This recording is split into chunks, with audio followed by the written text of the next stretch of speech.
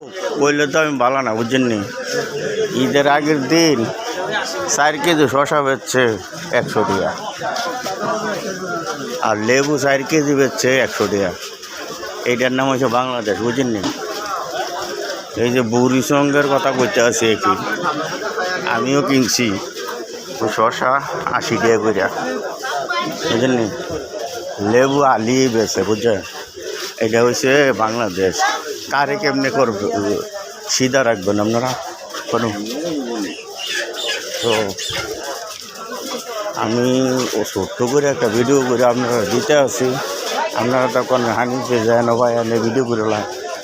তখন ঈদের আগের দিন যদি 4 কেজি শশা যদি আপনার ইয়ে হয় 100 টাকা হয়, তো 25 টাকা। আর আজকের বাজারে, আজ শনিবার নেই, আজকের বাজারে 80 টাকা।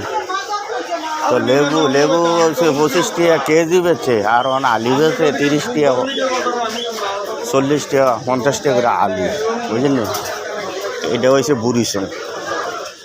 বুড়িসঙ্গে আর মানুষের সিন্ডিকেট দেখছেন না কি পরিস্থিতিটা করতে আছে, মানুষরে কোবাই নিতে আছে।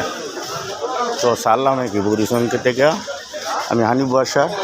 ওকে, আসসালামু আলাইকুম ওয়া রাহমাতুল্লাহি ওয়া বারাকাতুহু।